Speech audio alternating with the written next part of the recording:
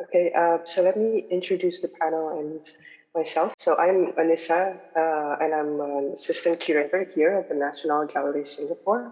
My research focuses on Islamic aesthetics on modern and contemporary Southeast Asia.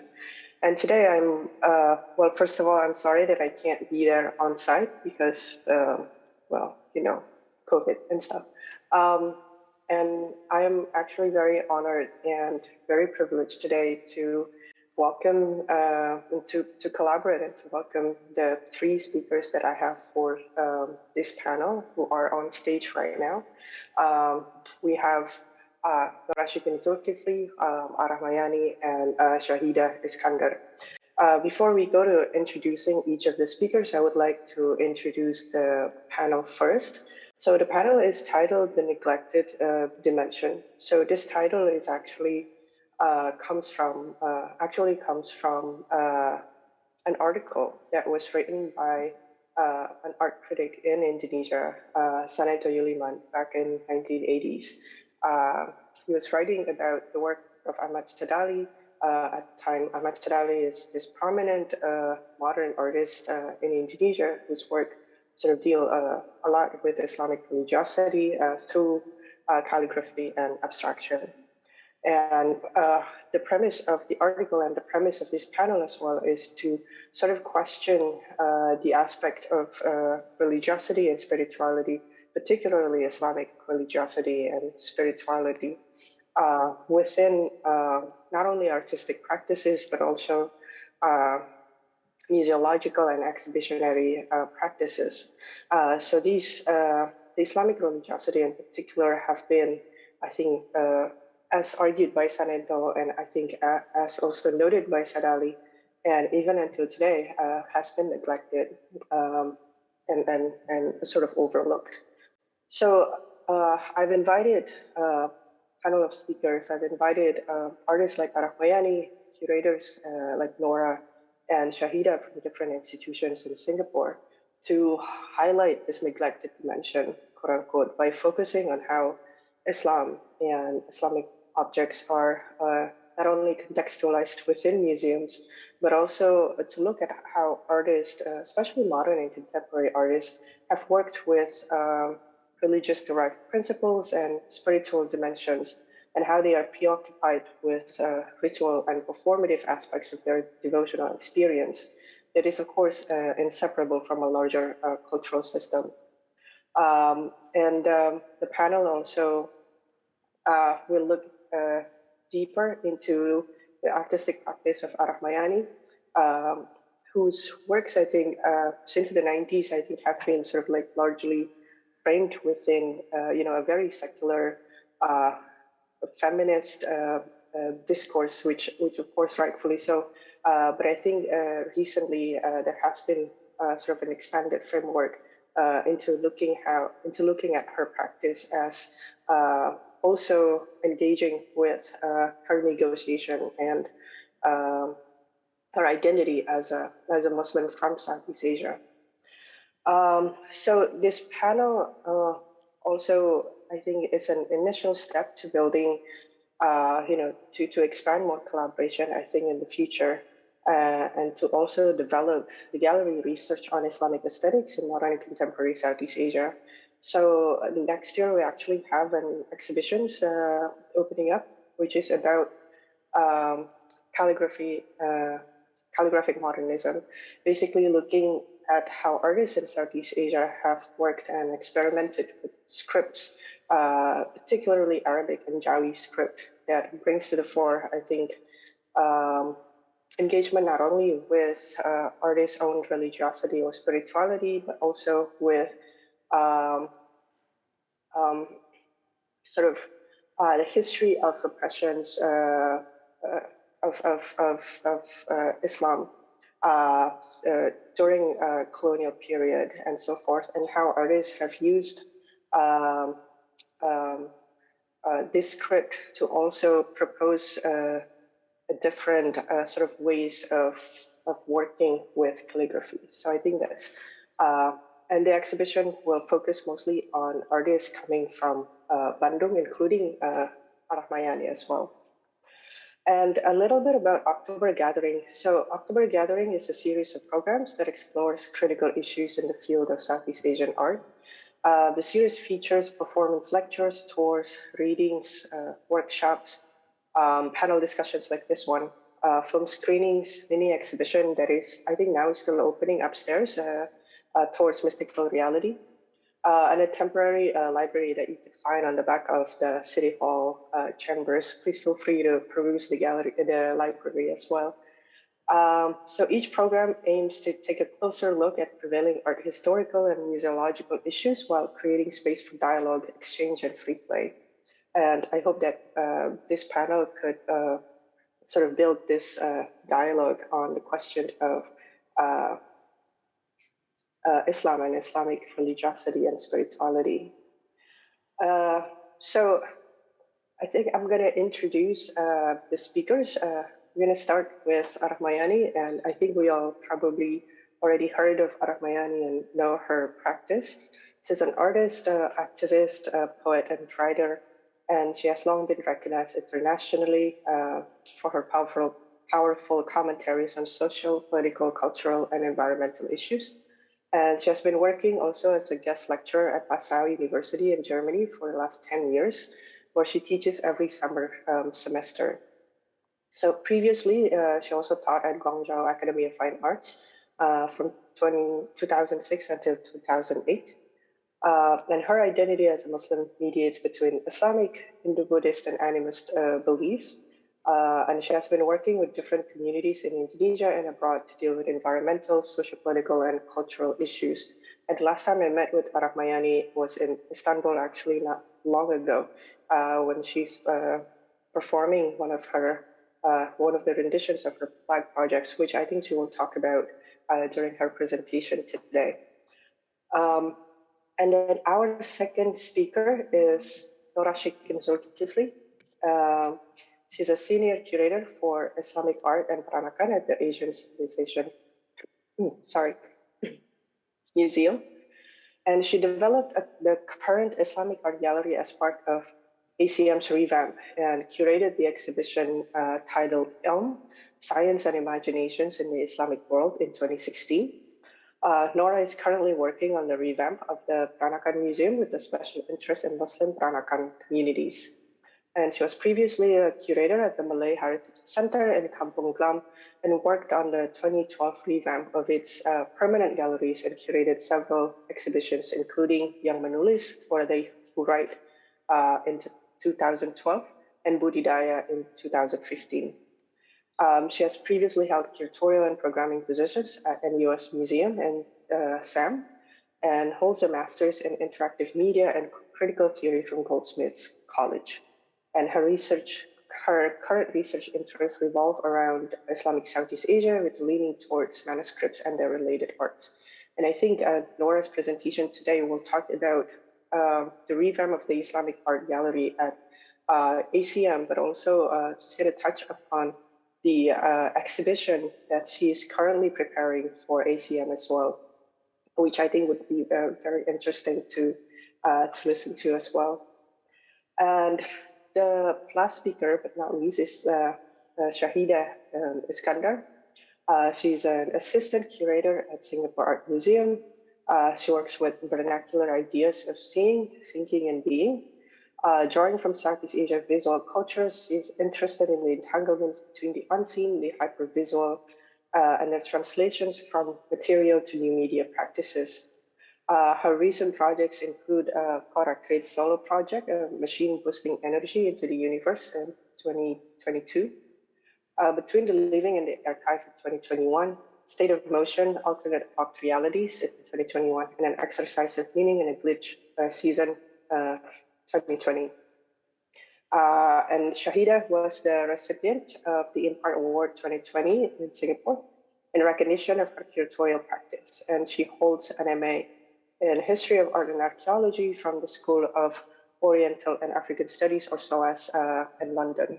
And I think based on her series of past exhibits, I think we can see sort of her interest in the digital and the technological. And her presentation actually will also talk about the intersection and entanglements between the unseen or the light with the digital, especially in the works of contemporary artists in Singapore. So I think the presentations today will not only talk about engagement with Islamic religiosity, but also maybe brings forward different propositions of what can be considered quote-unquote Islamic and quote-unquote modern and contemporary Islamic art, which I think as a category is very interesting because it's so fraught with tension, but it's also very, I think there are many potentials in that category itself. Um, so I think without further ado, I would like to welcome Armayani to give her first, to give the first presentation. Please, Armayani, take over. Thank you so much. Thank you, Anissa. Good morning, everybody. I would like to have my PowerPoint to make it more clear how the ideas related to the artwork itself. But maybe first I would like to explain what is my idea behind this practice as an artist, because, well, at the beginning of my career as artist, my kind of work was, how can I say, considered experimental, because, I was trying to do to explore my creativity, trying to find possibilities of,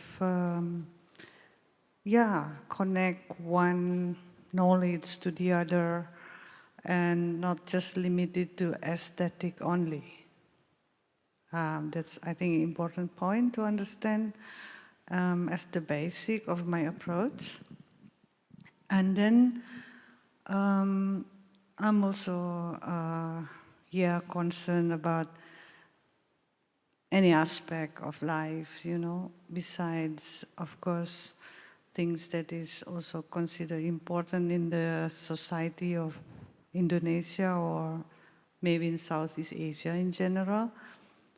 Religion also becoming an important kind of aspect on my work. All right, so then I try to sort of understand my identity as well, because being a Muslim within the context of this situation today, especially when it turned out to become the so-called problem of Islamophobia. This is becoming like very problematic, even sometimes becoming like a nightmare, But I try to sort of analyze and understand this problem. I will explain it later on my presentation about this, because this is also a very important kind of issue that the Muslim has to deal with, even until today, right? How the identity politics somehow has been manipulated by people in power, either global elite or national, even local elite. They play with it, which is, actually sad. But okay, I will start with my presentation. I give this title, Between the Mountain and the Sea, because it has to do with my understanding about the basic principle that you can find in Islam, but also in other belief system, uh, about, about the principle of balance, balance of the oppositional power in nature. Yeah, and in Javanese context, this is explained in this kind of symbolic term between the mountain and the sea. This is somehow actually similar to yin yang in Chinese culture, or also in culture coming from Middle East, including Islam. They have cross, right? Symbol, symbol of balance between the vertical and the horizontal. And in Islam, the term is called habluminallah, habluminanas. It's also similar principle. Okay, so yeah, this is a new work to remind myself again about my old work called Lingalyoni. I created in 1983, but it was exhibited in 1994, and it's turned to become controversial kind of work at that time because some of the Muslim, they call themselves Muslim, but hardliners kind of group. They accused me of doing blasphemous kind of thing through this expression because they say, oh, you have this Arabic script combined with genitalia, yeah, and this is blasphemous. But I said, hey, this is Jawi, this is not really Arabic. You have to understand what Jawi is, right? But they didn't know, they didn't care. But then I said, but even if it is Arabic, you know, you think the Arab, if they get angry and condemn, they use Bahasa Indonesia, not Arabic. Anyway, it's a bit funny. This is one of the piece of work, the beginning of the Jawi kind of work that I put on my artwork. And this is another controversial work related to that piece of work called etalase, and they also get angry with this piece of work. Anyway, what is a little bit strange is because through these two pieces of work, actually I address or criticize the global economic system that somehow turn aspect of culture and belief just as commodity. But this is actually something meaningful for us, for me at least, right? So I criticize that system with this etalase and Lingayoni as explanation also about how, you know, we look at the culture, religion in a more deeper understanding rather than just commodity. But yeah, they misunderstood it. Or actually, after some years, I begin to realize that this is not just a misunderstanding. There's something behind it. I will talk about it later.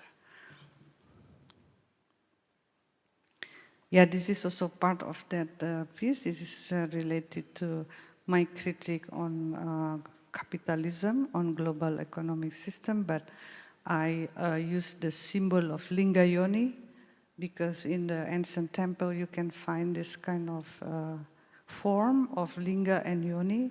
Linga is standing and Yoni is like below the that form. Yeah, but I try to reinterpret, you know, this, say, old or ancient symbol and philosophy within the today's context. So, for example, I put some soil in there and rice, yeah, related to environmental kind of concern. Yeah, this is another piece of work that also emphasizing on my criticism on the global economic system of capitalism, where everything is just turned to become commodity. As you can see, there is also myself lying down on the box, just like an object for sale, right? But then you can see also the Arabic script there. It's halal, yeah? Halal means you allow to consume. So this is problematic. Like that's what happened also in the Islamic society. You know, I wouldn't tell you that all the Muslims are good people. Of course, there are also some who are, just obsessed with power and money, of course, and manipulating the religion itself. Yeah. But I would like to address this issue because this is important, as these people who have the position of power can manipulate the others, and this is not fair and not right. Yeah, and then this is also combined with the sacred code, as you can see on the floor, and also performance title Handle Without Care. I was wearing the traditional Balinese costume as the representation of the minorities in Indonesian context, because Indonesia, Muslim are the majority today. And yeah, actually I've been working with the community in Bali for more than 30 years now, because I just want to bridge, that gap, yeah? And actually I'm not only working with the Hindus, Balinese Hindus, but I've been working also with the Christian group, Catholic, and Buddhist, or the so-called masyarakat adat, which belief is not related to this formal, religious system that is admitted by the Indonesian government. But today they are already being recognized and given place by the government. Sorry, that first, the earlier image is about my idea on freedom of thinking, yeah? Because this is also what I understood as a basic kind of principle or belief in Islam, what I have learned since I was a kid, because my late father, was an ulama, so I have to learn religion seriously since I was a child. But what I have understood that there is also a tradition of thinking rationally, logically in Islam. Although it is when the conservative group becoming, having power, right? This group that are seriously, also have the tradition of using logic and rationality has been marginalized. This happened in the Islamic tradition. But yeah, there is still this group, and they are in struggle to remind the others that actually the way of understanding this belief is not dogmatic. You can think about it. That's how I understood this kind of belief. Anyway, yeah, this problem also related to this global political system, because somehow this is what I have been learning so far, doing a lot of research on the problem of global system where the Muslim society has been stigmatized as terrorists. And this is serious problem because a lot of people in the Islamic society, you know, has been in Indonesia anyway, understood that religion has to be, you know, taken as just something you have to believe in it. You're not allowed to question, which is actually weird because it's not like that, how I understand it. But with this kind of dogmatic way, then easily being manipulated, yeah. And then with this system of focusing on materialism and basically money, it's becoming very complicated, you know, the situation in Islamic society, because there's a lot of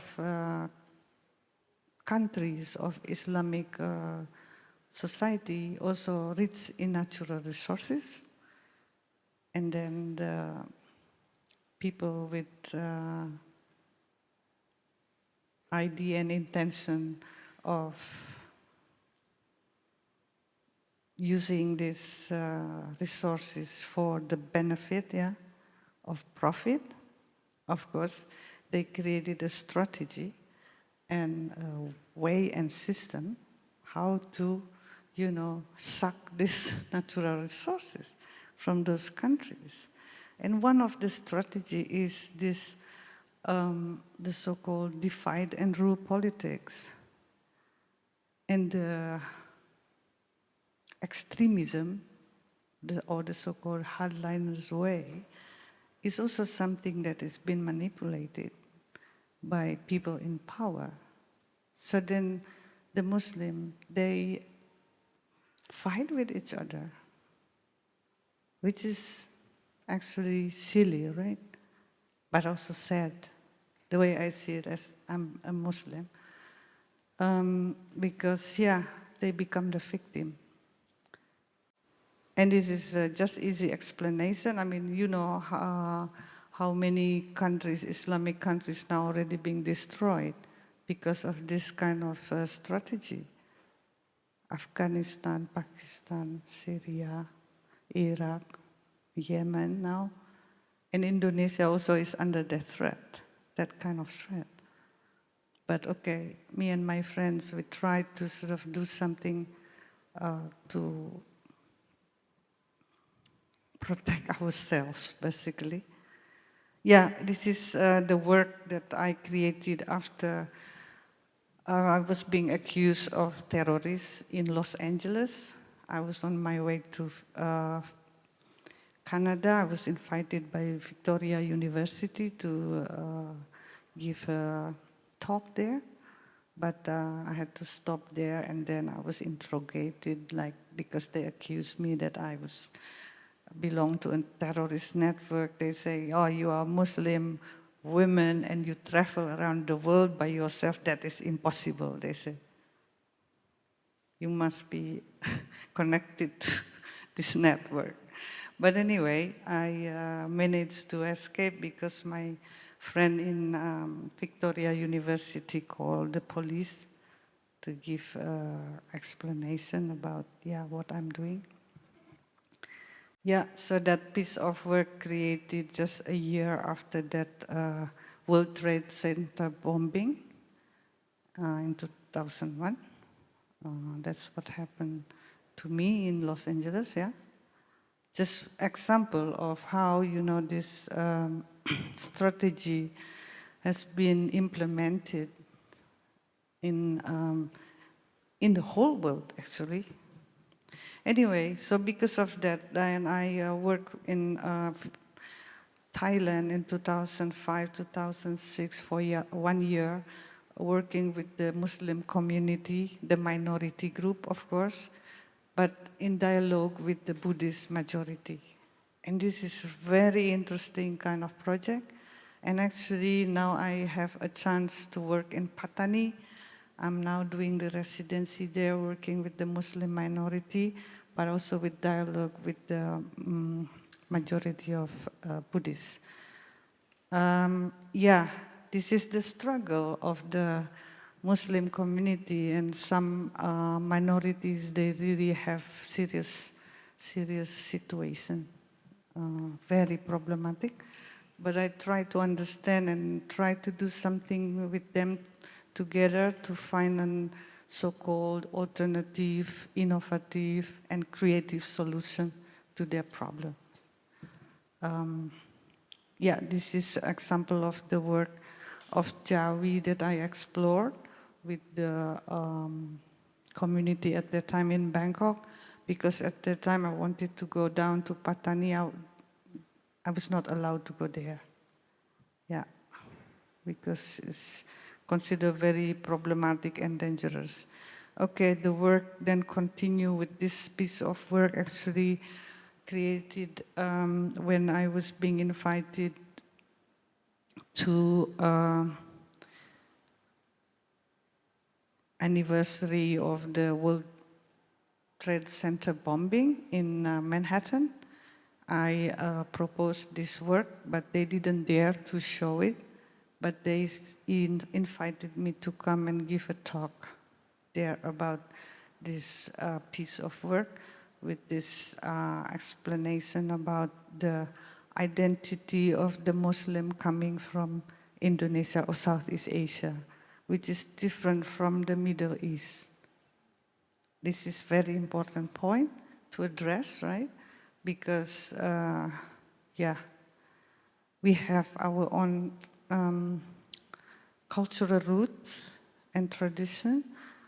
Islam only came here, to Indonesia on the 12th century.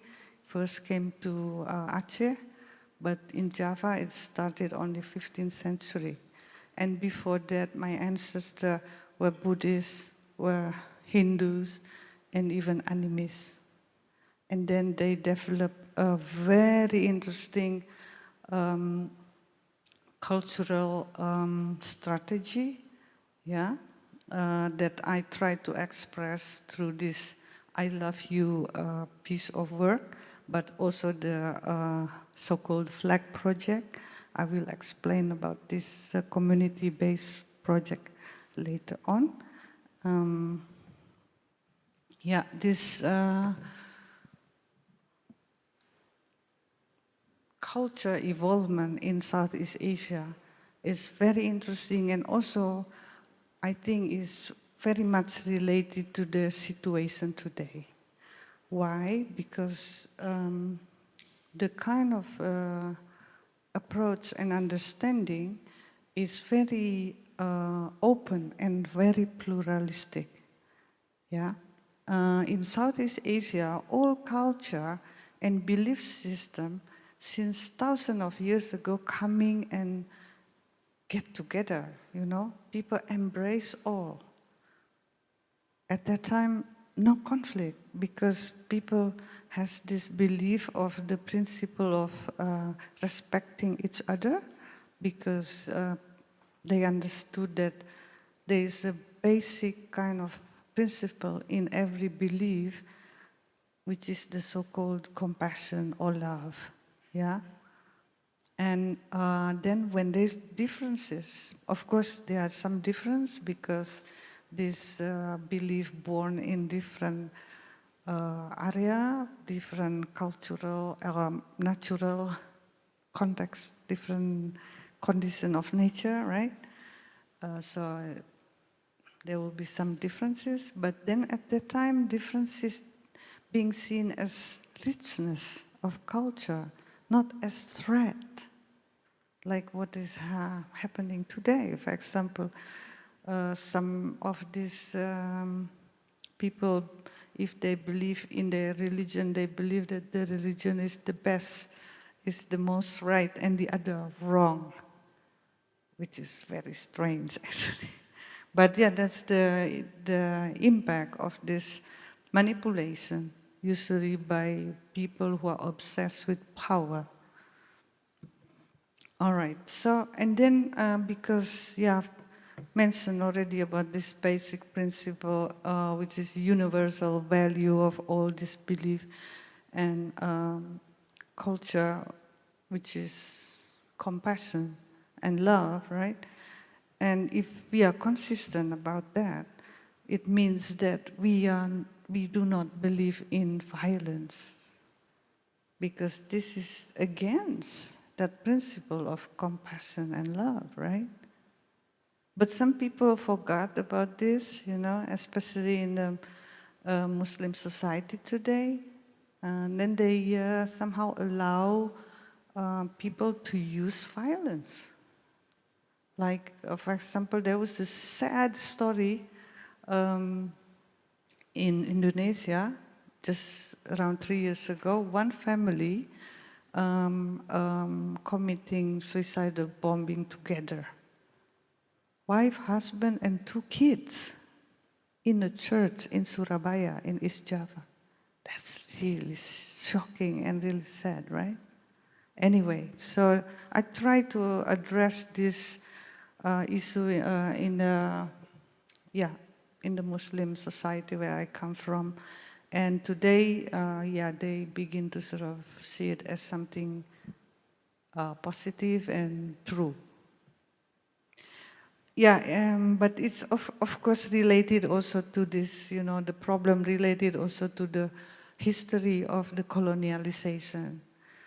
I've been working on this issue for a long time, as I used to study in the Netherlands, and Netherlands is the longest colonialist in Indonesia.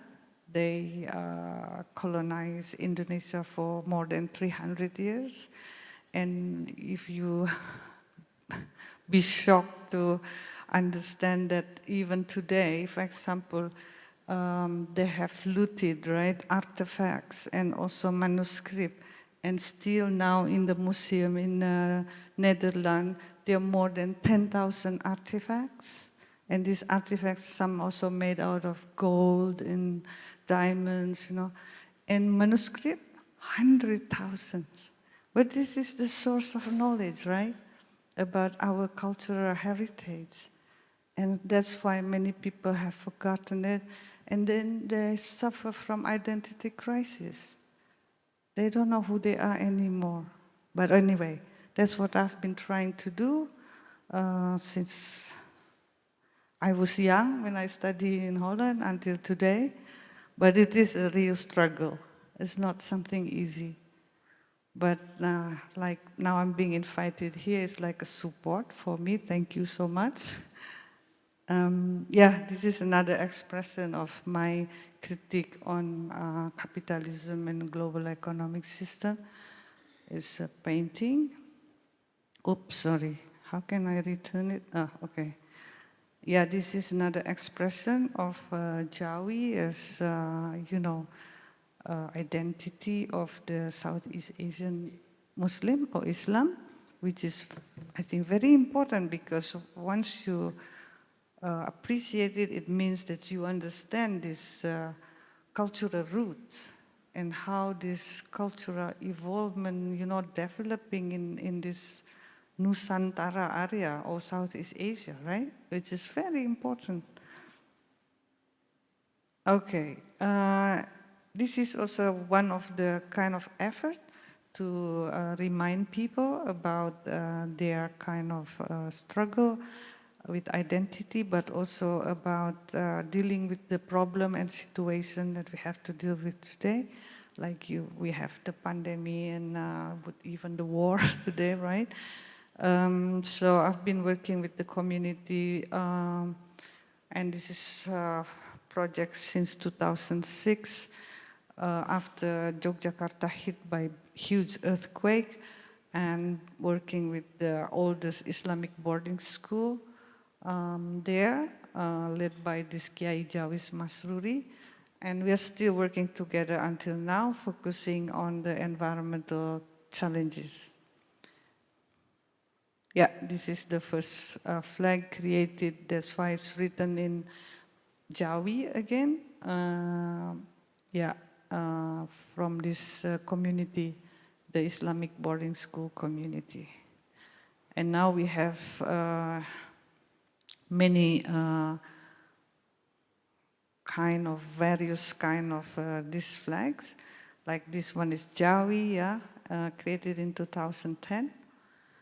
And I work also with the community of Buddhists in Tibet Plateau since 2010 and still ongoing until now, focusing also on environmental problems because Tibet Plateau is very significant area for this environment globally besides regionally. Okay. I was very lucky. I met this group of monks and nuns in Tibet who support my idea to work on that kind of issue, right? And met also Dalai Lama. Actually, I have to learn this tradition because, you know, the tradition in monastery in Tibet, especially the so-called Gelugpa sect or Yellow Hat led by the Dalai Lama, actually coming from Indonesia. I was shocked at the beginning because I didn't know.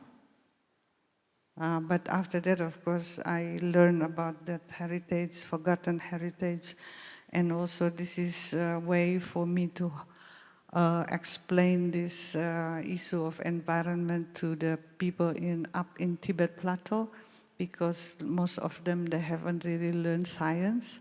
So I have to explain it within their own context and way of thinking. Anyway, so I'm so lucky that I have an opportunity to learn about this forgotten cultural heritage that is actually, you can still found that teaching or cultural system on this Borobudur temple. You can see on the wall of this temple, but Indonesian today, they lost the books, but luckily it was preserved and still being practiced in Tibet. Yeah, so I created this piece of work based on that knowledge about the Borobudur temple, which is called mandala, but then related to nature. So I created the mandala using natural material, soil, wood, and seeds that can grow. All right, so this is the global version of the flag project, because this community-based kind of a project been doing in with various communities in many countries. Besides Asia, I mean Indonesia, Philippines, of course Singapore, Thailand, and Myanmar, and then also Australia, America, Canada, Germany, Netherlands, Turkey, the latest one. Well, I'm now working in Patani. So they are global version, and then Jawi version. And with this community work in Yogyakarta, I've been working with the seamstresses or tailor from the Muslim women community, and creating also another piece of work, but using also Jawi besides the, Latin, script. This is one example.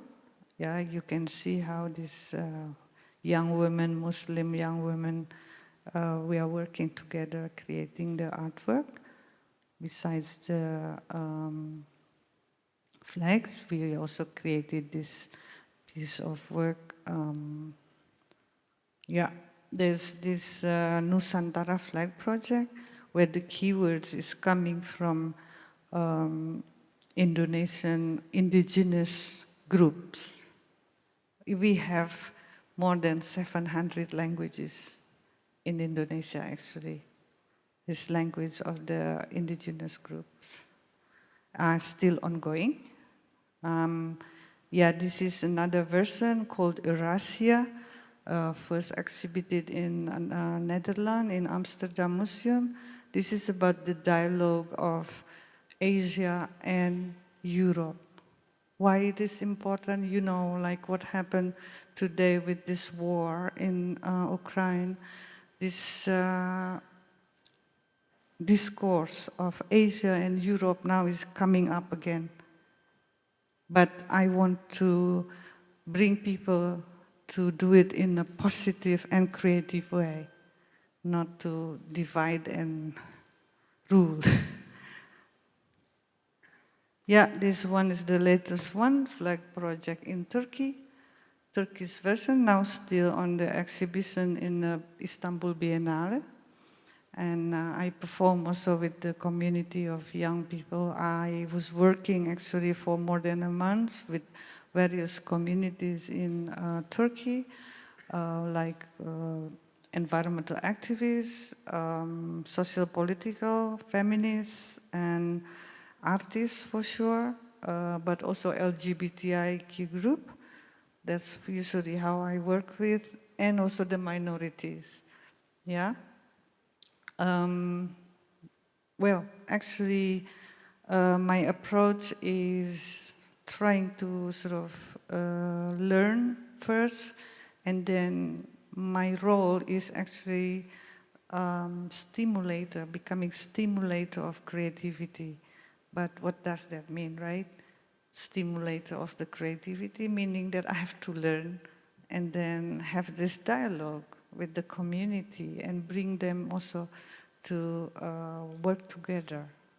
It's not something easy, but so far I have been doing this work with various communities, and it's really good and giving sense of hope, you know, for the future, as we have to deal with lots of problems today in the world, right? But when we are able to do this kind of work with various community, with various faith background and cultural background, it's really becoming, you know, positive and give this sense of hope.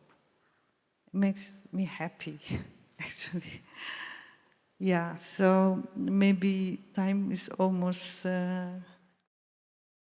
finished. Yeah, I hope I have made my idea and my artwork clear. But yeah, I guess if you have any comment and question, we can read later, right, Anissa? Yes, Okay. correct. Yeah. Thank Thank you. you. Thank you Thank you. so much. Yes, Thank thank you you. so much, Mayani.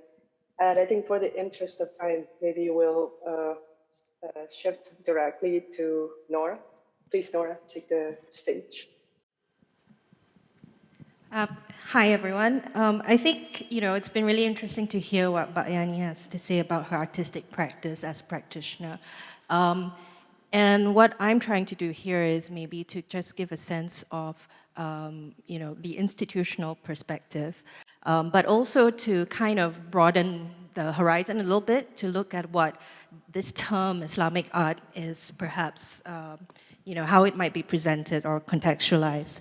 So we're looking at how Islam and Islamic objects are contextualized within museums, and very specifically, we're using ACM, the Asian Civilizations Museum, which is just next door.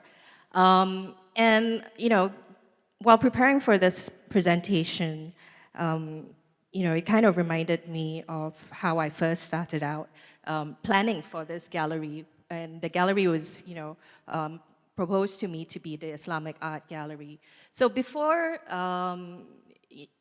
2015, the way ACM was organized was actually by geographic regions. So you had West Asia, Southeast Asia, and so on. And Islam was actually positioned under West Asia. So then, that sets up a certain kind of proposal or presentation of Islamic art, being that, West Asia would be the center, and then, there is the periphery of all the other regions. Sorry, I'm just good. Thanks. So when I came on board, I was really uncomfortable actually with the term Islamic art. And I was actually coming in from the Malay Heritage Center. So when I worked at the Malay Heritage Center, we actually didn't present Islamic art or Islam per se, because we already knew that the center was in the middle of Kampong Glam, which was a historic Muslim quarter, and we didn't really need to kind of express further the idea of Islam there. So the purpose at that point was to kind of highlight the cultural aspect of the Malay communities here. And so then coming into ACM, thinking about what to present about Islamic art. These were basically sort of the ideas that, or rather the main intentions in setting up the gallery. So the first is really to kind of think about Islamic art beyond Muslim art. So it's not just art that is made by believers or practitioners of the faith, and neither is it consumed or received or appreciated by Muslims themselves. So that was the very first thing that we wanted to kind of open up, that it's not just about ritual objects. And so we're looking at the ubiquity of Islamic art, so we're looking at objects that are drawn not just from religious or ritual purposes, but also looking at the secular and everyday domains. And then the more important thing is really to highlight this diversity in Islamic art.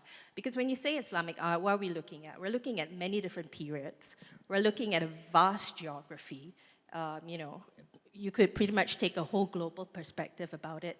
But for the ACM, we only have one gallery to really talk about this. So the strategy was to really to kind of focus it and think about what is most urgent to present here. And usually when you kind of look up Islamic art in terms of, the art history textbooks or what is the usual conventional presentation of Islamic art, if you go to, say, the Louvre or the Met, it's usually presented, you start from Arabia, and then you kind of end off in Mughal India, 19th century, and then that's it. So then where's Southeast Asia on this map? Looking at the collection that we have at the ACM, our strength is really Southeast Asian art. And, within that, we can definitely pull out Islamic art from Southeast Asia. And this is something that, I felt was really important to kind of present in the gallery. So the main focus was really to highlight Islamic art from Southeast Asia and present it not as sort of a consequence of Islamic art from, say, the Middle East, but to put it also on the same stage with all the other, regional traditions that you have, whether it be Indo-Persian or Arabic and so on. One of the other considerations as well, and actually something that provided the greatest opportunity for me, was the fact that when we moved away from a geographic presentation or zoning, what the ACM actually adopted was a more thematic approach. So if you go to the ACM now, on the ground floor, it revolves around trade. On the second floor is faith and belief, where the Islamic art gallery is located. And then on the third floor, it's materials and design. So the great thing about actually in a thematic approach is that it kind of opened up the possibility of looking at things cross-culturally and even cross-thematically. So, you're not quite bound to a more textbook presentation by chronology or by region. And so this allowed me to actually address specific issues. And, coming in 2015, and being very conscious of, events that have happened around the world. I mean, all of us would have been affected by 9/11, and then later on you have the events such as, the uproar over the Danish cartoons and Charlie Hebdo and so on. So this is really one sort of the prevailing issues when it comes to considering Islamic art, and that is the image problem. Or rather, what is figural representation? Is that permissible? Is that condemned? So having a thematic approach for the gallery actually allowed me to address this head on. And what you're seeing up here are actually two objects that we've placed just before you enter the gallery. In my initial sort of planning, I actually wanted to have them in the gallery, but I think, upon further consideration, we thought it might be a little bit too garang to fears. And, we kind of, the idea is really to kind of encourage people to engage with and to think and not to just be aggressive about it. So what is being presented here are basically two figural objects, one from Southern Arabia and Yemen, which for this region, we have a very particular connection because the, Arab diaspora here pretty much draw from the Hadramaut community in Yemen. So there is that link there. And then the other object is basically from East Java, and it's highlighting the earlier Hindu-Buddhist traditions.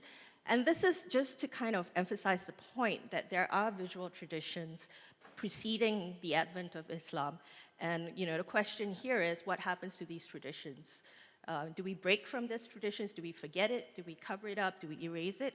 Or does it become renewed, reinvigorated, and maybe adapted further? And it was also a way to kind of frame or key in the geographic span that we were going to address, and this was from Arabia to Southeast Asia. So we're not able to represent, for example, other regions such as the Hispanic Moresque regions, so that would be like southern Spain, northern Africa. So, that's the limitation of our collection.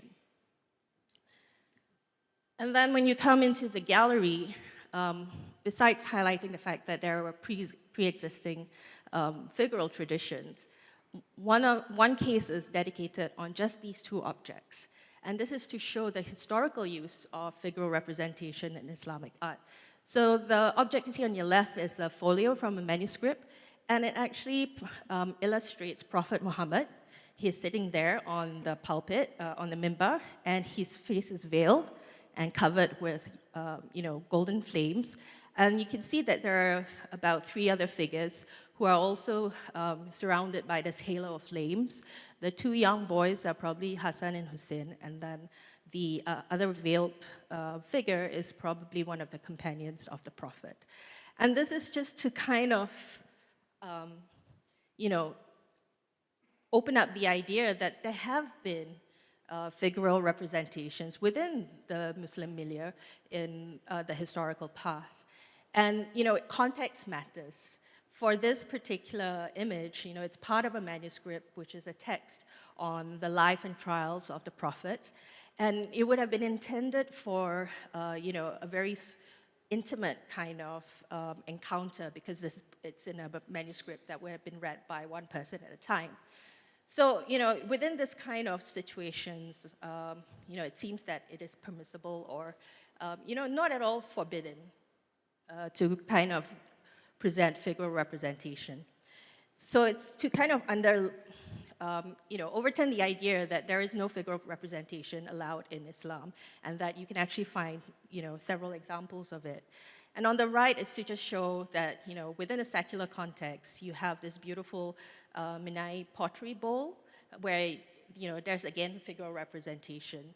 So it's just to, sort of slowly dislodge vistas from hanging on to a very flat idea that, there is no figural representation in Islamic art. And then within the gallery, perhaps taking another step further, I've included wayang kulit puppets. And for me, that was actually an experiment and a test to see if we would get any kind of adverse feedback about this. Because at first glance, you would look at this and think about it as coming from a different tradition, that this comes, from sort of a Hindu tradition, because it is talking about the Mahabharata. But the figures here, the specific characters I've chosen here, the one on the left is Bhima, and the one on the right is Dewa Ruchi, which is more of a Javanese character. And the point here is to kind of highlight how these stories have become adapted. And today, it's actually understood in a more Sufi sense, which is sort of the Islamic mystical sense. It's become a teaching story that does espouse Islamic values and sensibilities. And I was sort of inspired by an earlier work that happened at the Malay Heritage Center when I was working there. And this is a performance that was carried out in front of the Sultan Mosque, Masjid Sultan, but this was done at the pedestrianized area in Busra Street. Every month we would have this series of previously called neighborhood sketches where we would bring up performances or other kinds of events around the neighborhood of Kampung Glam. So for this one, it was a wayang clip performance, but contemporized. As you can see from the puppets, this much more stylized abstract. The reading of it against the backdrop of the mosque is not exactly intentional. I mean, we were really looking for a space where we could hold a performance. And in that area, I mean, that pedestrianized area just in front of the mosque is perfect for holding performances. Interestingly, for us, when we work on these performances, we would actually consult the mosque community. For many things, some things are practical. Can we use your electricity? Can we, store things here temporarily? But we also, talk to the mosque about scheduling events as well to kind of deconflict from any kind of activities that might be going on in the mosque. And, we kind of time things, when to do it after the prayer call and so on and so forth. So, there's actually dialogue and there's actually respect that's going on behind the scenes. So it's always, in a way, really interesting when we do these performances and we get reactions from passerbys, and these would be reactions from, pretty much the Muslim community. And for this performance and for others, we have gotten sort of criticism about presenting something like this in front of a mosque. I mean, in their view, this is being disrespectful. But when we, explain to them that we've actually engaged the committee and this is something that the mosque committee sees as cultural, that usually, well, I mean, they kind of lose their energy to kind of harp on the point that, this is something that shouldn't be done in front of the mosque. Just sharing that perspective. And then within the gallery, I'm just going to highlight the next few objects where, there's sort of different readings for this in terms of what could be considered as Islamic art. In this case, there's nothing specifically religious about it. If you look at it, this sarung, which is coming from Java, it has camels and tents. The initial reading of this was that it's a representation of the Hajj. But if you look at the figure that's holding the flag says Bendera Raja Mecca. And that translated would be the flag of the king of Mecca, but really referring to the ruler of Mecca, at that point would be the Sharif. So that's actually a clue. Because if you look at the flag itself, in terms of its composition as a triangle with 3 horizontal stripes, this is actually a reference to the flag of the Arab Revolt. So then that actually allows me to kind of narrow the dating of this particular cloth to probably, around the same time of the Arab Revolt, which would be in the early 20th century. And the Arab Revolt is basically the Arab Revolt against the Ottomans. And according to some historical research, at that point in time, the Hadramis in Yemen, but also with connections in Arabia, there were a faction of them that threw in their support for the Sharif of Mecca. And so, if you remember what I said earlier, that the Arab diaspora in this region, a lot of them, come from the Hadrami community in Yemen. This, to me, kind of highlights that the networks were really vibrant and close, that, whatever was happening in Arabia would have, sort of this reaction as well here in Southeast Asia, that you would actually result in this sarong, which, I would read as having political imagery and resistance. Okay, the next object that we actually present within the gallery is also part of highlighting Southeast Asian Islamic traditions, but from perhaps a less conventional region. And in this case, this is a Quran chest from Myanmar. Within this gallery, it's been a point of interest because we're highlighting a community that, is often overlooked. And this particular Quran chess is actually done in a style that is very typically Burmese, and you would have seen it applied on Buddhist manuscript chess, but it's been modified and adapted here, and you can see that there's the inscription panel in the center, and the inscription panel actually is the declaration of faith. What I kind of want to share about this object is that so far we've presented it in the Islamic Art Gallery. It's been a point of interest. People have been going like, oh, that's really interesting. I didn't know that there were, all these Muslim communities and histories in Myanmar. But this particular object has actually been presented before in a special exhibition called Cities and Kings at ACM, and this was a Myanmar-focused exhibition. And so it was actually presented alongside other objects and art from Myanmar, which, of course, would be more Buddhist influence. And when it was presented there, we actually received, negative feedback from the ground about including this Quran chess as part of that exhibition. So again, here, context really matters. Reading this object within the Permanent Gallery of Islamic Art at ACM is fine. Presenting it in an exhibition that talks about Myanmar and its history and cultures apparently is an issue. And just to highlight another object here, this is a sculpture of Burak, which is a legendary creature in Islam that transported Prophet Muhammad to the heavens. What's really interesting about this is that it's actually a three-dimensional sculpture from Mindanao.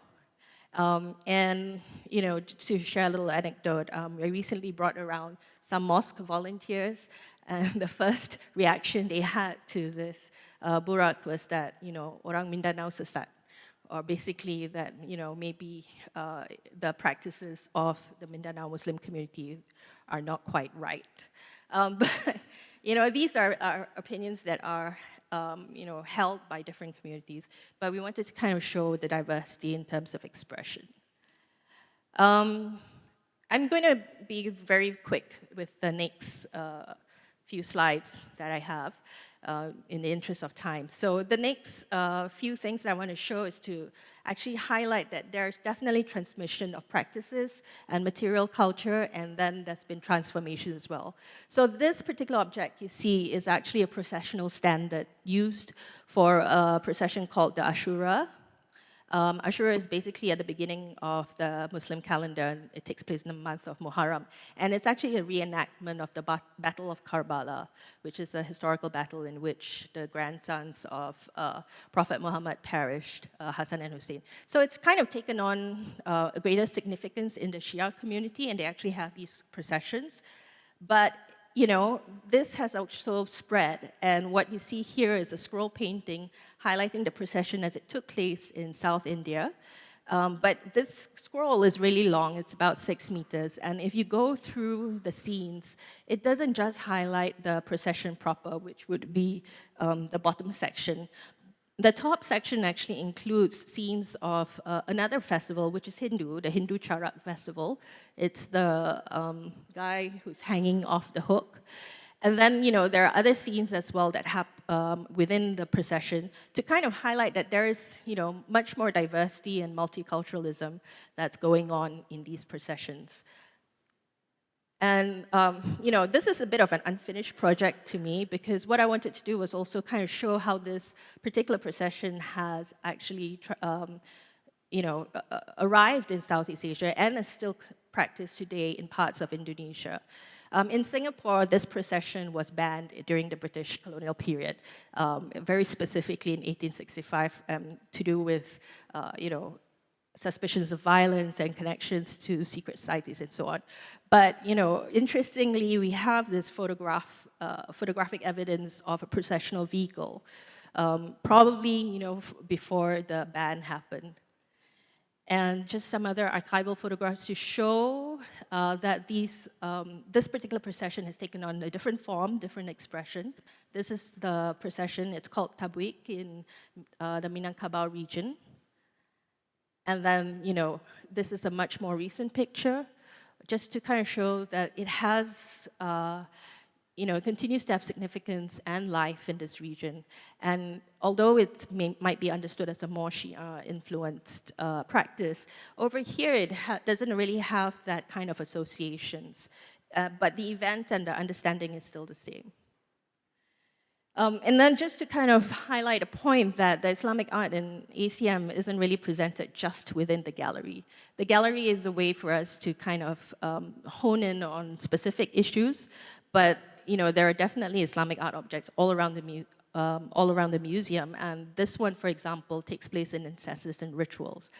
And for this object, it very clearly highlights, the Hindu cultural heritage that is part of our roots within this region. And this is a Makara palanquin ornament. It would actually be part of a processional ceremony for newly circumcised boys. And just to give you an idea of how these processions would have taken place. And I just wanted to make a couple more remarks. So for this one, our next exhibition is actually Body and Spirit, and this is actually a multi-faith exhibition where we're looking at the human body in thought and practice. And the challenge for me is actually presenting Islamic art objects alongside other objects from other faiths and cultures. I mean, within the museum right now, you still have your galleries that are designated Islamic art, Christian art, ancient religions and so on. It's still safe. And now you're going to come to, presenting everything within the same space that shares, sort of the same sightlines and perspectives. So there are different considerations to think about here. For example, I am actually including Quran. And, the Quran here is regarded really as the most sacred object you could have. So, this is something where we really have to consider how we present this. And very practically speaking, we have to kind of isolate it in a different case, think about the height that we're placing the Quran in relation to other objects in the space. And, all of these things are actually sort of the responsibilities that we have when we are curating this type of Islamic art, historical Islamic art in an exhibition. And the first section actually talks about different cosmologies and understandings of the universe. And so instead of choosing something that was more, say, liturgical or religious, I went for scientific instruments. Because within the Quran, there are many verses that talk about looking for signs of God in the universe, and a lot of it also deals with looking towards the skies. And so one of the forgotten dimensions of Islamic history is really the advancement of sciences. And so in this case, you have these astronomical instruments, which will be on display. And then also, this exhibition actually is an opportunity for me to present something that I wasn't sure about presenting previously. And this is a cloth from Lombok. And as you can see, whereas currently in the gallery, when we have figure representation, they're quite, how shall I say, well-disciplined. It's either on a single page or folio, or it's part of a bowl. In this case, you actually have figures alongside with Arabic inscription, and this is a specific pious formulation. It's actually the declaration of faith. So sometimes, these kind of situations actually give us that kind of opportunity to try something out and to show things that perhaps might be read differently. Also, as part of the exhibition, we are actually engaging with local places of worship. So in this instance, with Masjid Darul Aman. And the role of actually engaging with local places of worship or with community partners is that it actually, we bring them into conversation and dialogue. And we're able to actually discuss whether, for example, one of the first questions was to kind of explain to the imam that this was going to be in the same space as Catholic liturgical objects, Buddhist images, and so on. Are they okay with that? And I think sometimes we have these anxieties that we've imagined in our head, and when you actually talk to to the religious community, they're actually much more open than we give them credit for. So, having their participation in this exhibition has been really gratifying and something that we deeply appreciate. Okay, so this is just my last slide. I just wanted to bring up this other museum that the Asian Civilizations Museum team also works on, and this is the Peranakan Museum. And for those of you who've been to the Peranakan Museum previously, probably you understand that Peranakan is a Malay word coming from the word anak, and it means local born, but we're talking about mixed heritage communities. And so far, the attention has been on the Chinese Peranakan communities, and that has been really establishing that mix between, say, Chinese ancestral roots and the Malay culture here. But what about mixed heritage communities who are Muslim Peranakans, like the Jawi Peranakans or the Arab Peranakans? And this is a mixed heritage of different Islamic traditions, that then, forge new kinds of expressions. This is the kind of thing that, it's a little bit more interesting. It's harder to kind of present visibly, and very, difficult in a museum and exhibition context to really kind of tease out. Because most people will say, but it looks either Malay or Arab. There's no distinction here. And perhaps it's because of the gloss that is, they're both Muslims, and this is the Islamic tradition as a whole. So my last point is just to kind of highlight that we really need to kind of bring up this idea about richness and diversity within Islamic art presentations. Okay. Wonderful. That's a great way to conclude the rich presentation. Thank you so much, Nora. And I would like to invite Shahida for the last presentation today. Please, Shahida. Okay, so I think just want to say thank you everyone for being here. I know we are running a bit out of time, so I'm going to try to make this short and sweet since I only have, I think, less than 20 minutes. And I just want to also thank Anissa for inviting me and as well as to be co-presenting with these very esteemed colleagues, Mbak Aini as well as Nora. Before I start, I'd like to explain that a lot of what I'm sharing is a work in progress, so please forgive me if there are cultural gaps. I would also like to emphasize that because I'm from Singapore Art Museum, I'm also very much speaking for the contemporary, and which not only means focusing on the now, but it also means that we have, there's just a little bit of foresight into the future. This is also a rather personal take, so you'll see me move back and forth on ideas taken the past few years, which primarily connects to the aspect of my curatorial experience that has also very much been in the artistic expression of the unseen, which includes expressions of spirituality. So, it focuses specifically on ideas of how the unseen is mediated through artistic expressions and mediums. I am sharing from my experience and challenges as a contemporary art curator. So to start off, I'm interested in how we understand the unseen as informed by our ways of being, stemming from our cultural upbringing and our lived experience. In looking at this vernacular of everyday modes of seeing, thinking, and being, I'm both fascinated and perplexed to see how connections and contradictions can be made. And why do I say this? Because the contemporary is a unique space to think about these entanglements. Entanglements between the unseen and the hypervisual, where the latter being the visual landscape that we live in today as seen with our accessibility to information made possible by screen technologies, one of which also rests in the palms of our hand.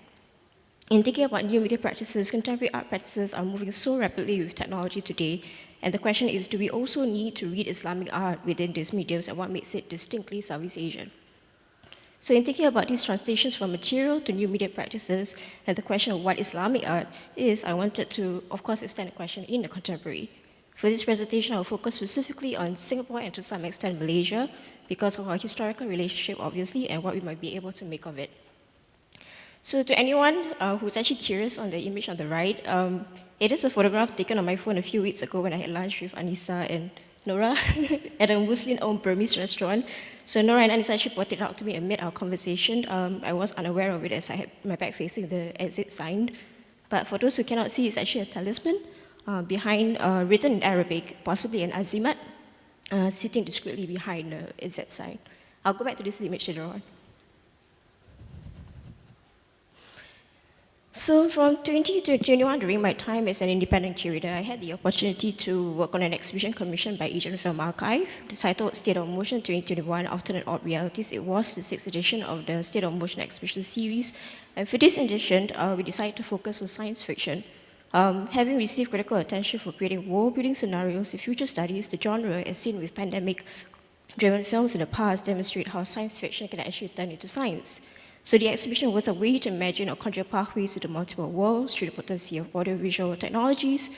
Becoming final fleets of imagination, these machines have allowed us to speculate projections to the truth. So to give a bit of context, the exhibition was held in Marina 1, smack in the middle of Central Business District in Singapore. It comprises office and residential buildings with a center that hosts familiar tropical plants of Singapore, of Southeast Asia that you can see here. All of them domesticated and confined in this eco-futuristic landscape. So walking around, you're greeted by recorded audios of birds and crickets chirping. It felt like a very quintessential projection of what Singapore can be in the future, which is very much driven by capitalism. So capitalism in today's contemporary world, we've seen its impact on the rise of consumer culture, the destruction of our planet, and concerns about technology and what it can do. Hi, Shahida. Yeah? Sorry, maybe you can maybe just slow down a little bit, just so that we slow can... down? Am I talking Yes, about? sorry. Sorry. Yeah, sorry. Okay. Yeah, so this is just a picture of the space. So the last point is also in response to Bani Haikhal's work for the exhibition Momo Electric. Bani Haikhal, if any of you don't know, is an artist, composer, and musician, and his practice looks into the framing of encryption as a basis for human-machine intimacy. Consisting of a 9-channel sound installation with gunny sacks dressed on top of steel legs, Bani visualizes them as ghostly machines. So from taking ideas of spirituality, ritual language, and its etymologies, Bani's Momo Electric is a choreography of sounds speculating our machines, aka our listening phones, a manner of adopting our speech in a time to come. The installation imagines the Momo, ghosts, phantoms, or specters in Malay, in the machine as being conjured through the continual interaction with human speech. While Bani articulates a distinct commentary on surveillance and what accumulation of our data actually means, his work is also a hopeful imagination of human-machine allyship. So Momo Electric is a sonic commentary on imagining machine cognition as a futuristic spirit that wards off threats, employing an act of refusal to be listened to. So before I actually walk through in detail the Bani's work, maybe I'll just play the sound so you all can hear how it sounds like when you enter the space.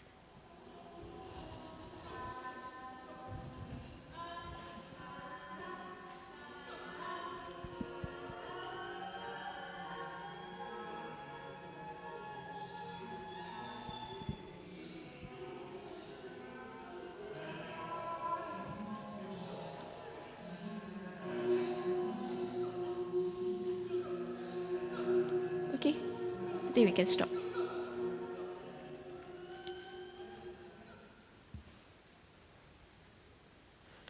Bani's idea of spirits residing in machines is personal. It's gleaned from a supernatural encounter he had with his family back in 2001. I understand from Bani that it was an ordinary day at home when him and his brother and his mother became witnesses to an old remote control car without batteries moving on its own.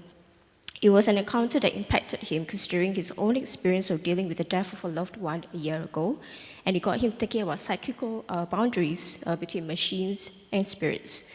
So the installation consists of 9 momoks, namely Sifar, the one that you see on screen, Taman, Maya, Puta, Rehat, Bingung, and ritual verses created for opening, defense, and closing. The 9 outputs generate a choir of voices responding to prompts provided by Bani. The voices are choreographed by a program written by Bani himself that exercises the algorithm of the choir, so at any point, the audience may not be listening to the same thing every time they enter into the space. But I want to highlight is the Jawi description printed on the gunny sacks. Throughout the body of work, there's a repetition of only 3 Jawi characters, which is Ja, Ga, and Pa. 3 of 6 unique characters within the Jawi script, which the classical Arabic script does not have. So for those who are unaware, as already shared by Aini as well as Nora, Jawi was utilized for written Malay at one point in time. So the body of work takes a very creative expression from Malay divination practices based on its textual arrangements that you see, which you can find in illustrated manuscripts. There have been more efforts to understand these practices in recent years, with scholars noting that many of these manuscripts showcase how Sufi ideologies were accommodated with Malay divination. Manuscripts such as Azimat, Power of Magic, was published in 1898, and Tasawwuf and Mantra, Sufism and Magic Charm, which is now currently held in the British Library and is accessible digitally. You can also read Farouk Yahya's Magic and Definition in Malay illustrated manuscripts, which is one of the most extensive study of it to date. So I think maybe you're all probably thinking, like, what does this all mean? Is this considered contemporary Islamic art? Provocations, I think, as also shared with Nora, what is Islamic art is obviously not new, and the debate has been rigorous in the past decade, especially with Ahmed's groundbreaking publication, What is Islam, published in 2016. Most of these debates have also acknowledged the lack of understanding of Southeast Asian Islamic art, which means the region is often left out of the discourse or collection displays in museums worldwide. So scholarship from this region has been growing for some time, including the question of what defines modern contemporary Islamic art for Southeast Asian region. So Malaysian artist, writer, and art educator Islam and Islamic, which I think some of us are quite familiar with, wrote an essay in 1992, which I like to refer to, which was produced for an exhibition catalog accompanying the exhibition Identity Islam dalam Seni Rupa Malaysia, Pencapaian dan Cabaran at the National Art Gallery of Kuala Lumpur.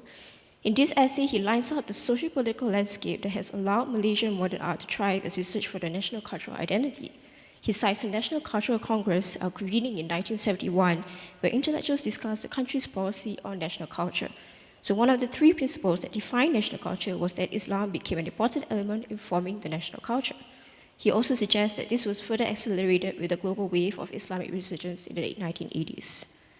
In this same paper, Sulaiman also listed approaches artists would take that determine how spirit of Islam is infused in their work, which he describes as their, quote, self-conscious effort to render art God-centered rather than man-centered.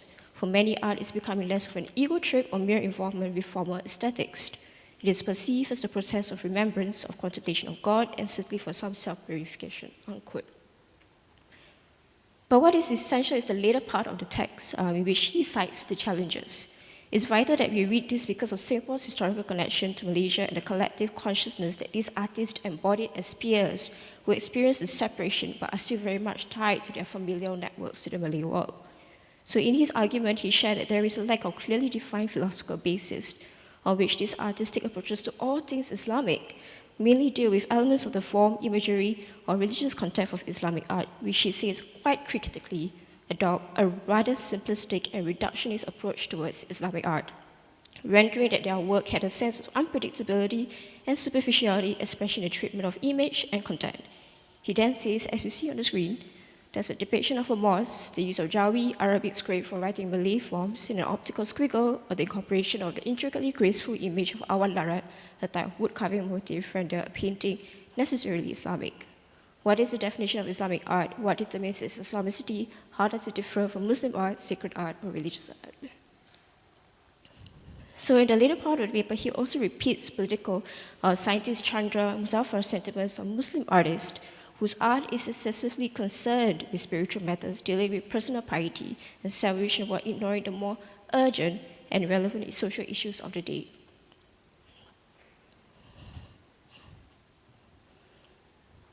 It's on this premise of Islamicity that Sulaiman shared how we can think about creative expressions outside mainstream conventions that dictate Islamic art. In 2019, in writing a research paper titled Make a Space for the Ghaib, Unseen, I explained the diverse ways that unseen is articulated in modern and contemporary art practices as a way to understand artists' mediation of the unseen stemming from religious, cultural, and vernacular ideologies as imbued with and shaped from their own visual realities. On top of discussing Ghaib as a mode of analysis, the paper exploring the radiance of Ghaib was a proposal to rethink our ways of seeing, whether from reading through conflations of identity to making visible the politics representation as a Singapore-based Malay artist.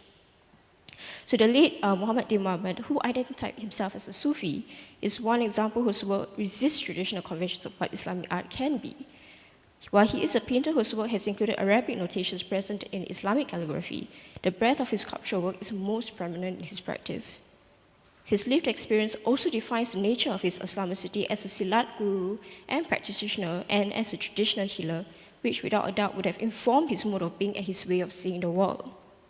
According to the artist's wife, Madam Hamidah Jalil, Din Muhammad's approach to art making required a surrender on his part, attributing that God is instrumenting his process throughout the making of an artwork, which he establishes by declaring his niyat, intentions, prayers, and through the remembrance through zikr. So in short, Din Muhammad is the mediator. His body is the medium and God is the true artist, and the work is a physical manifestation of the unseen. Hence, the artist's reconciliation with the figurative is much more fluid and should be dissected further with Sufi thought. The physical and impermanent world is real, but the metaphysical permanent world is the reality. To the Sufi, what can be seen as abstract metaphorical representation is rational and possesses a living and dynamic reality. The fragmented disunity on the materials that Din Muhammad used in both assemblages that you see, whether through materials or bicycle or computer stand, is seen in Singakula, which is Lion Horse and Mystical Journey 1. Din Muhammad gives them a new list of life. So this assemblage can be seen as perfectly logical according to the standards of the unseen, which one may never be privy to. Am I going okay, Anissa? Yes, maybe 5 minutes more, Shahida.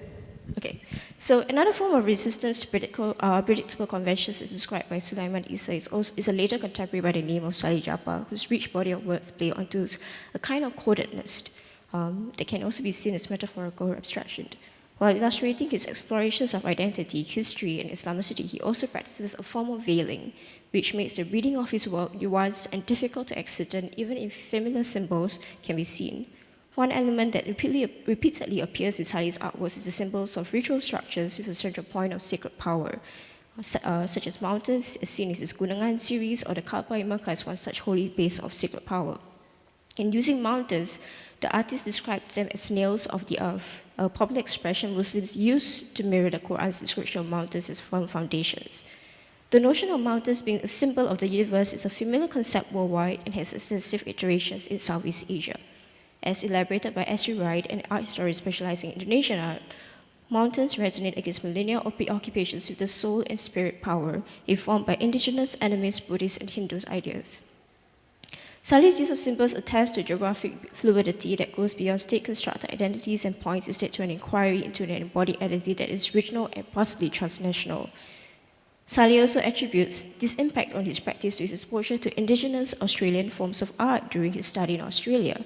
So diaristic, organic nature of Salih's work not only blurs the clarity of the image, but his approach also confounds viewers who attempt to decipher its meaning, allowing him to resist a systemized reading of his practice within a fixed cultural identity.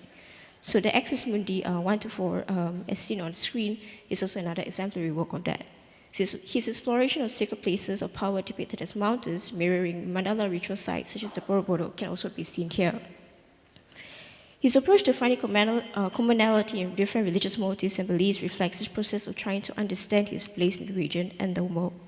In the same approach, Salih also pushes one-dimensional conceptions of Malay, Muslimized Singapore identity that have in a way resisted being codified or systemized into easily deciphered boxes of identity. Okay, so now we go back to Electric.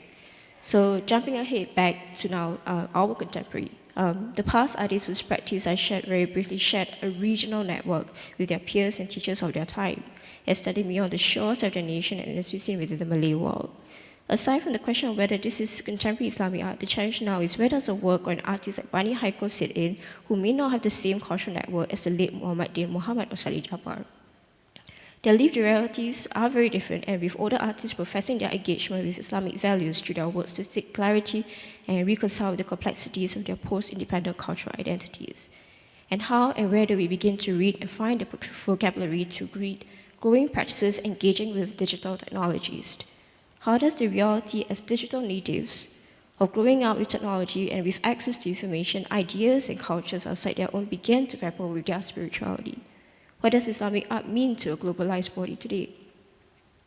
So in a recent online lecture where Bani talked about his work, he said that he looks at encryption as a creative form of expression. He spoke about growing up as a Muslim, but as someone who does not speak Arabic, and this is what he says. I grew up needing to recite the Quran, meaning that I had to learn the Arabic script. But there's a difference between reading the Quran and reciting the Quran. I can recite the Quran, I think I can do a pretty good job at it, but I don't know what I'm reading. So I do not understand the words, the phrases, the poetics of the Arabic language that when I recite the Quran. That for me was a really important distinction.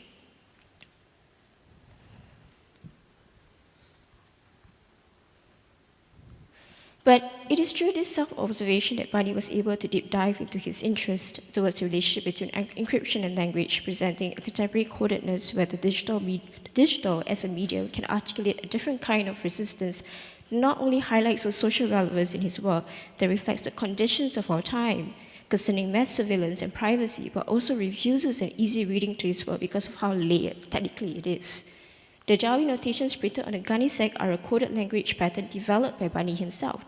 In his fascination with encryption and cryptanalysis, Bani attributes his interest to the birth of Ajamaido, a written system designed by Muslims, later known as crypto-Muslims living in Granada, who practiced their faith in secrecy during the Spanish Inquisition sometime in the 16th century. According to Bani, Ajamaido is basically their version of Jawi. Using the idea of substitution ciphers, the decipherable program which he created and he calls replaces a plain text from a cipher, creating a double-layered encryption process utilizing only 3 Jawi characters, which are Cha, Ga, and Pa. So this is how the program works. Maybe you can play the video? Yeah. You can see an entry box on the left side, a field to enter the text, and this is where the plain text is actually typed in and encrypting the text into Jawi characters.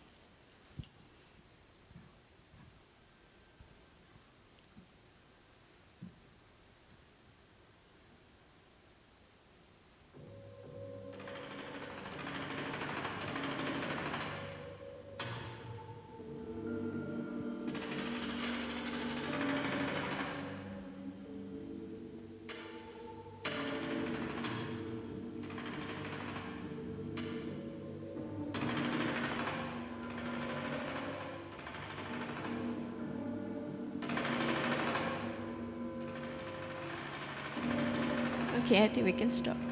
Thank you.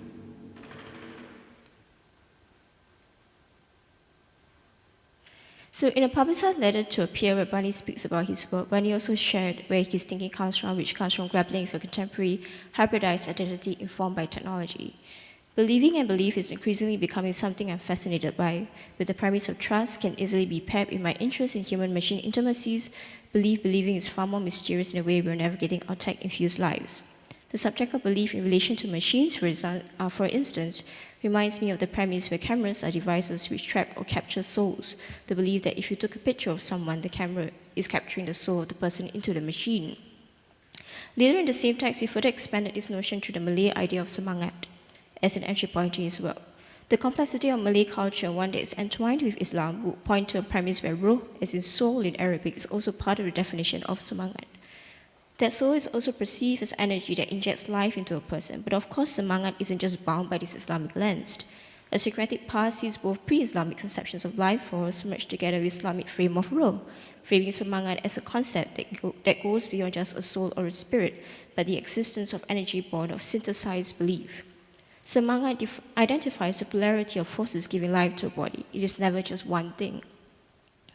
So the contemporary articulation of one's Islamicity is evident here, showing that Islam and Islam's concerns are actually still quite relevant today.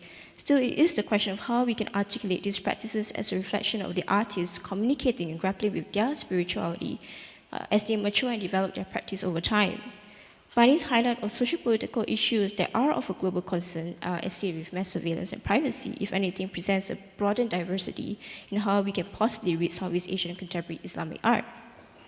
In looking at how they explore their faith rather than an explicit, resolute profession of their faith, it is more productive to look at this contemporary art approaches as a heuristic medium where artists can creatively express their Islamicity in a more nuanced manner rather than sustaining a binary reading of conventionally Islamic and non-Islamic.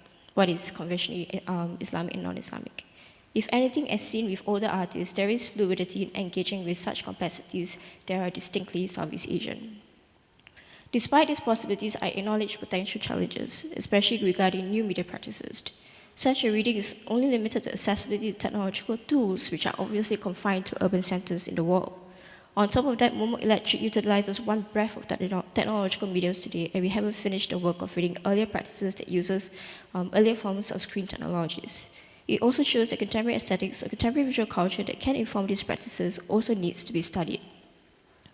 I'm also mindful that as a contemporary art curator, what does it mean for me to define contemporary artwork as holding elements of Islamic concepts when artists may not want their practice solely identified in such a manner that may risk them being pigeonholed into identity boxes? So how do we also safeguard their artistic agency? Additionally, this is a reading from a small part of the Malay world where the discourse of Islamic art is most prevalent. And even though it is still developing, what other spaces outside the Malay world within Southeast Asia that is also lacking? Yeah. So just to end my presentation, if you ask me personally what is Southeast Asian contemporary Islamic art, it feels like this photograph hidden in plain sight behind a modern mechanism amongst a Southeast Asian language, and we still have a long way to go in finding strategies for reading, deciphering, and talking about Islamic art. While the discourse of Islamic art is developing, it's also important that we don't forget the contemporary, or else we have much catching up to do, which we are already doing right now in the future, especially with the kind of image technologies that are rapidly evolving. Yeah, so that's it. I think I've presented more questions than answers, so thank you for hearing me. Yes. Sorry. Thank you so much, Shahida. I think that's a beautiful sort of wrap up on the presentations. And I'm sorry, everyone, that we're really running over time. And I think I can only probably open the floor for one question, if that's all right. And maybe after this, there's possibility for everyone to sort of catch up with the speakers and to ask more questions. Well, before I take questions, I also want to let everyone know that the next program, the reading of Araya's book, is also happening is happening at 1 p.m. at CHC. So please stay tuned as well. So if there is any question, I can't really see the audience from here. Yes, please. If there is a question from the audience.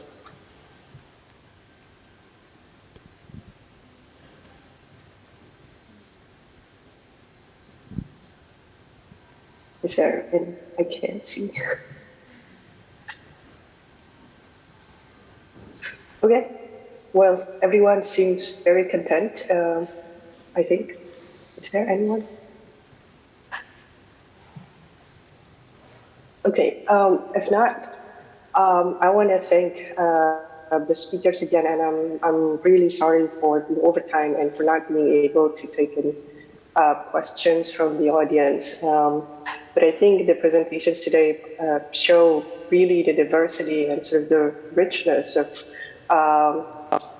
artistic practices, of objects, of different practices as related to rituals, but also outside of that, that can be considered as quote unquote Islamic. And in a way, it also sort of like challenged the very limitation of our imagination, of our established imagination of what can be considered as quote unquote Islamic.